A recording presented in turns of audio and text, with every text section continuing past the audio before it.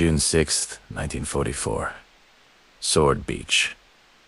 The Atlantic Wall is screaming, with the sound of MG-42 machine guns, weapons so fast they were nicknamed Hitler's Buzz. In the first few minutes of the landing, the sand is already turning red. Men are screaming, diving for cover, praying to a god they hope is listening. But then, the ramp of a landing craft drops, and a man steps out who doesn't belong in this century. He isn't carrying a rifle. He isn't wearing a helmet. He's wearing a kilt, a green beret, and he's holding a set of Great Highland Bagpipes. As bullets hiss past his ears and mortar erupt in the surf, he doesn't run. Marche. This is Bill Millin. To the British commandos behind him, he was a legend. To the German snipers watching through their scopes, he was a ghost. They had him in their sights. They had the easiest kill of the war right in front of them, but they didn't pull the trigger. Today, we go inside the iron and the echoes of D-Day to answer one of the strangest questions of World War II. How did the man who was too brave to kill survive the deadliest beach in France? To understand why Bill Millin was on that beach, you have to understand his commander. Simon Fraser, the 15th Lord Lovat. Lovat was the archetype of the eccentric British officer. He led his commandos into the most dangerous mission of the war, while wearing a white turtleneck sweater and carrying an old Winchester hunting rifle. But Lovat knew something about the psychology of war. He knew that men don't fight for a map. They fight for the man next to them, and nothing stirred the blood of a Scotsman like the pipes. There was just one problem.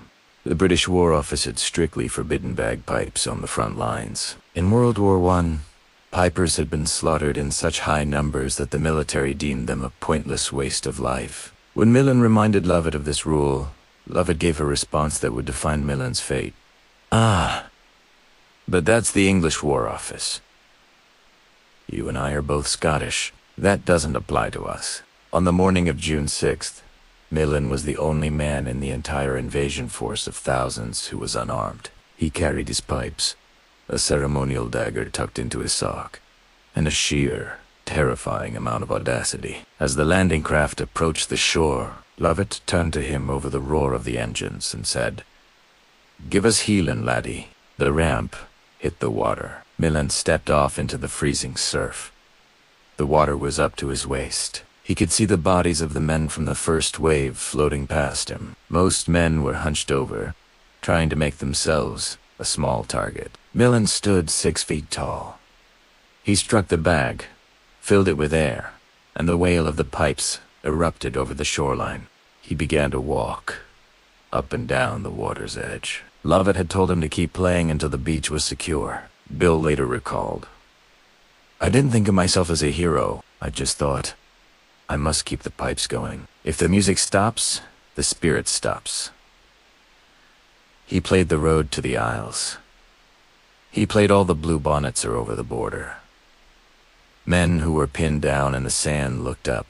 They saw this lone figure in a kilt, strolling through the smoke of burning tanks as if he were walking through a park in Edinburgh.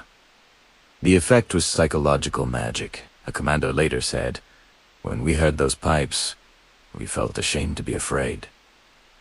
But what about the Germans? In the dunes just 200 yards away, German snipers Thiele, marksman of the Wehrmacht. Watching this, Bill Millin was a stationary target in a bright, colorful kilt. He was a gift for any sniper. After the war, several German veterans who defended Sword Beach were interviewed. They were asked about the Mad Piper. Their answer revealed a strange truth about the human mind during combat. One sniper said, "We saw him. We had him in our sights. So why didn't they shoot? They didn't shoot because they thought it was insane." In the cold, logical mind of a professional soldier, no sane person would do what Bill was doing. They concluded that the British must have sent a poor, mentally broken man out there to distract them. There was also a darker, more superstitious reason. To many of the Germans, he didn't look like a soldier. He looked like an omen, a ghost from the Middle Ages. They felt that shooting a madman would bring a curse upon their unit.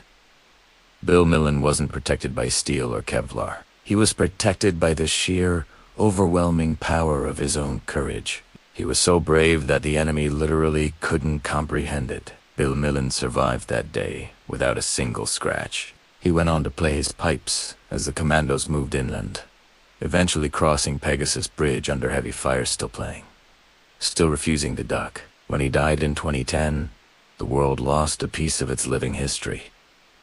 But his pipes remain. They are sitting in a museum in Scotland today, the woods still scarred by the salt and sand of Normandy. We often think of World War II as a war of machines, of industry, of numbers. But Bill Millin reminds us that the human spirit is the most unpredictable variable on the battlefield.